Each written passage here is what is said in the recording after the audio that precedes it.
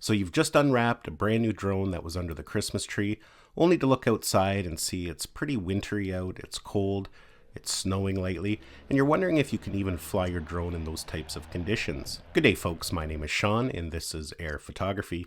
If you like this style of content, please consider subscribing and hitting that bell notification. Now the simple answer is yes you can. These drones are fully capable of flying in very cold temperatures, even if there is a light snow. And it doesn't matter whether you're flying something like the new Mini 3, the Mini 2, the Mavic 3, or even the DJI Avata, they're all capable of flying in those types of conditions. Now, unlike flying on a warm, sunny day, there are some extra precautions that you need to take. In this video, I'm going to go over some tips and things you should be aware of if you're going to be flying your new drone in cold and wintry conditions. Now, the first thing you should be aware of, all drones have a minimum operating temperature rating. For example, the Mini 3 is rated to fly all the way down to -10 degrees Celsius. Something like the Mini 2 is rated for 0 degrees Celsius. You can find this information on the manufacturer's website. But in my experience, I have flown in temperatures much colder than that. Now, if you do so, you are doing so at your own risk. In fact, depending on what country you live in, it could be illegal to fly in temperatures colder than what the drone is rated for.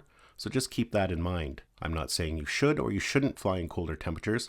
I'm just sharing my experience. So the first thing you should be aware of if you are going to be flying your drone in cold temperatures, and that is battery management. The batteries that come with drones or other electronics don't operate very well in cold temperatures. So that is a key thing to keep in mind for a safe and successful flight.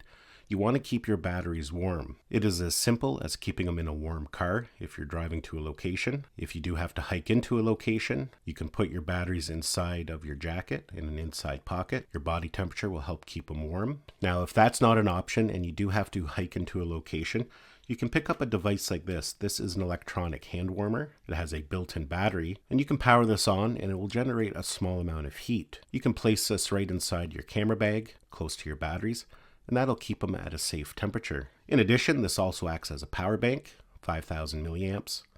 So it's always a good device to have with you anyways. What happens is a cold battery will be drained a lot quicker. If it's extremely cold, the drone could possibly not get enough power from the battery. I believe the term is called battery sag. When it gets really cold, the battery just can't output enough power. So keeping your batteries at a nice temperature is very key for a safe and successful flight. The other thing I do before I actually go for my flight is I put the drone up in the air, let it hover for a little bit, move it around, and that also helps warm the battery back up as well. Now, the second thing you should be very aware of is that you can get ice built up on your props.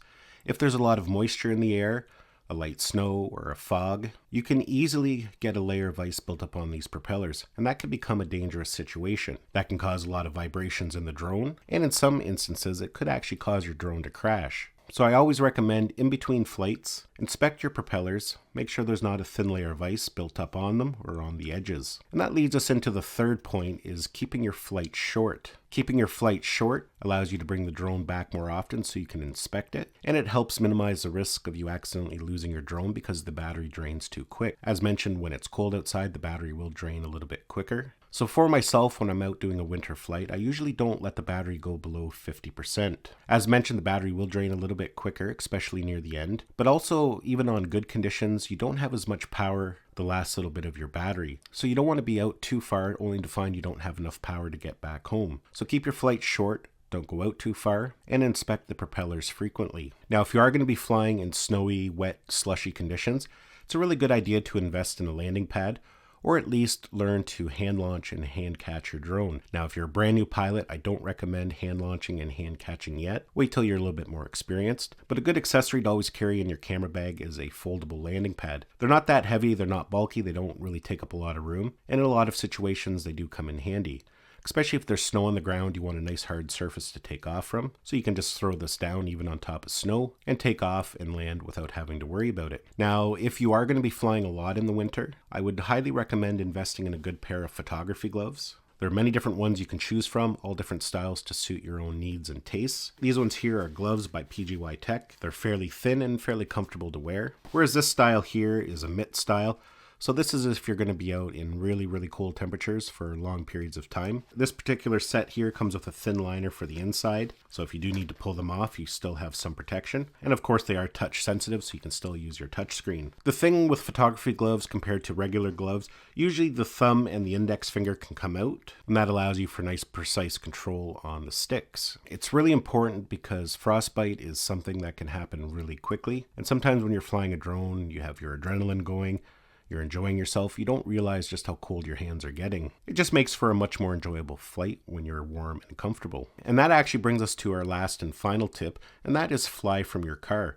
Quite often in the winter, if it's really cold outside, I'll just stay in my car where it's nice and warm, and I can still get all the shots that I want to get. The transmission systems used in today's drones are very strong and powerful, so you don't really get any signal loss or interference while flying from your car. Just keep in mind that visual line of sight is important, so make sure you have your car aligned where you can see it out the front windshield. Being in a nice, warm, comfy car will definitely make the flight a little bit more enjoyable, and you can sip on a nice coffee at the same time. So those are basically my tips for flying a drone in the winter. Being a Canadian drone enthusiast, it's very important to learn to adapt for winter flights.